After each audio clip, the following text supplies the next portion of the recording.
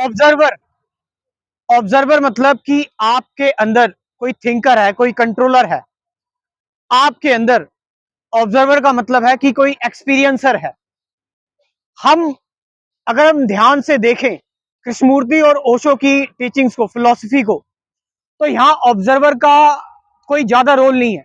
ये लोग कह रहे हैं कि ऑब्जर्व करो, ऑब्जर्व करो, ऑब्जर्व करो, लेकिन एट लास्ट ऑब्जर्वर को भी खत्म होना पड़ता है, तभी तो आप नथिंगनेस में जाएंगे, तभी तो आप शून्य होंगे।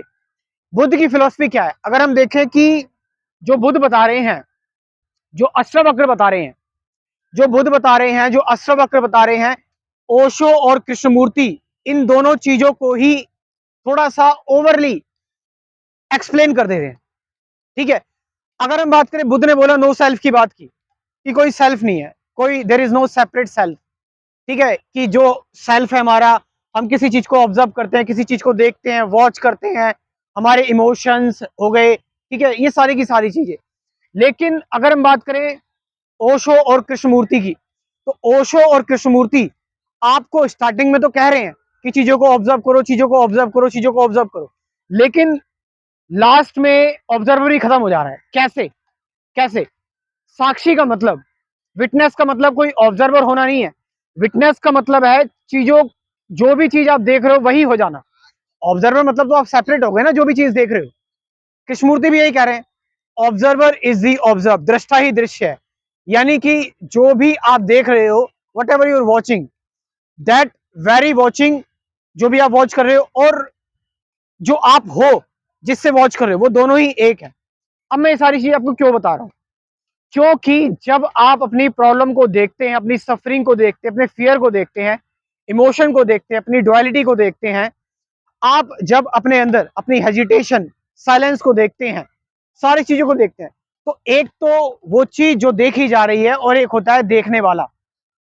नाउ अगर आप उसको देख रहे हो, एक सेपरेट ऑब्जर्वर है कि मैं किसी चीज को देख रहा हूं, और अगर मैं देखूंगा तो मैं उस चीज को अपने हिसाब से एडजस्ट करने की कोशिश करूंगा, कंट्रोल करने की कोशिश करूंगा, मैं सप्रेस करने की कोशिश करूंगा, मैं उससे या तो एस्केप करने की कोशिश करूंगा।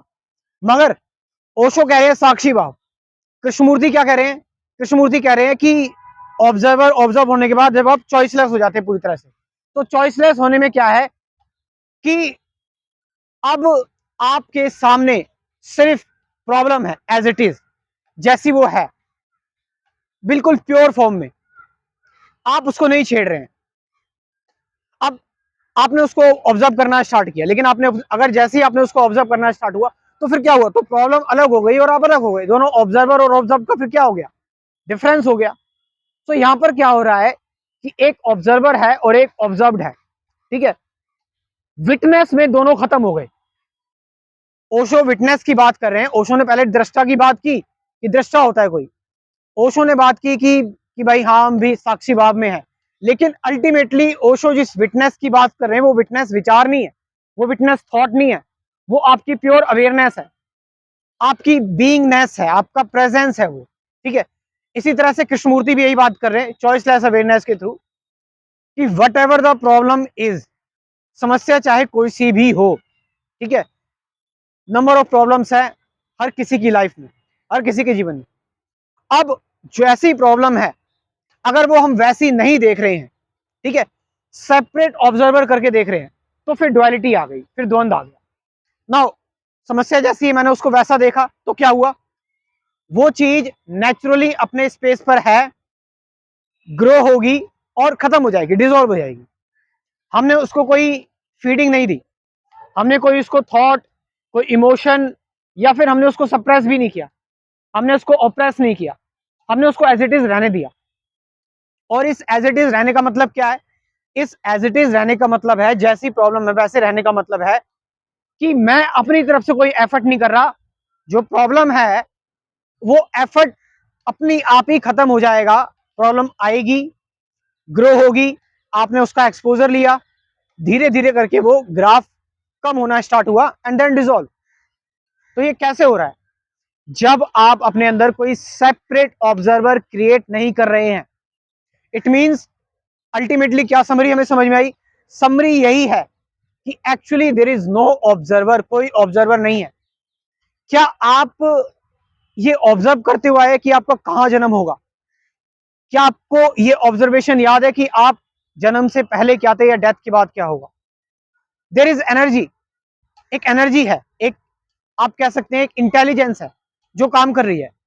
तो जब आप चीजों को एज इट इज रहने देते हैं, जब आप सेपरेट ऑब्जर्वर क्रिएट नहीं करते, तो एनर्जी बचती है। उस बचने में, उस बची हुई एनर्जी का क्या होता है, वो बची हुई एनर्जी एक इंटेलिजेंस लेकर आती है आपके अंदर, और वो इंटेलिजेंस बटी हुई नहीं होती, वो इंटेलिजेंस डिस्ट्रैक्टेड नहीं होती।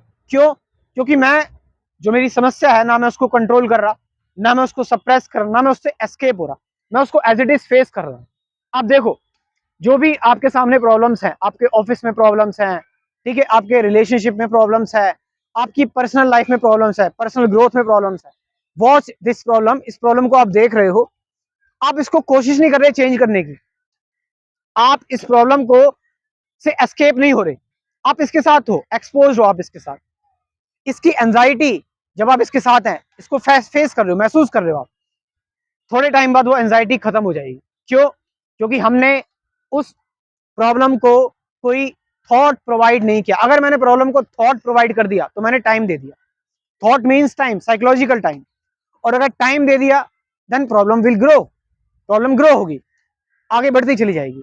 सो ऑब्जर्वर ना होने का मतलब है कि आप ना ही उसके बारे में, प्रॉब्लम के बारे में सोच रहे हैं, ना एनालाइज कर रहे हैं, ना रिएक्ट कर रहे हैं, रिस्पॉन्ड कर रहे हैं, ना ही आप उसको लेकर कोई जजमेंट पास कर रहे हैं, ना ही आप कोई क्रिटिसिज्म कर रहे हैं, ना ही आप अपनी तरफ से कोई चालाकी लगा रहे हैं।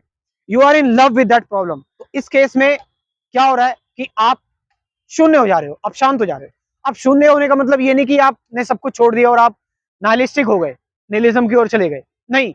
इसका मतलब ये है कि अब वो जो शून्य है ना, जब आपका सारा कंफ्लिक्ट खत्म हो गया, तो प्रॉब्लम अपने आप ही डिसॉल्व हो जाएगी, एंड यू आर एक्चुअली जो आप रियल हो, जो आप टोटली नए हो, आप बस वही रहोगे। आप समझ रहे इस चीज को? सो फाइनली इससे हमें यह समझ में आ रहा है कि actually there is no observer.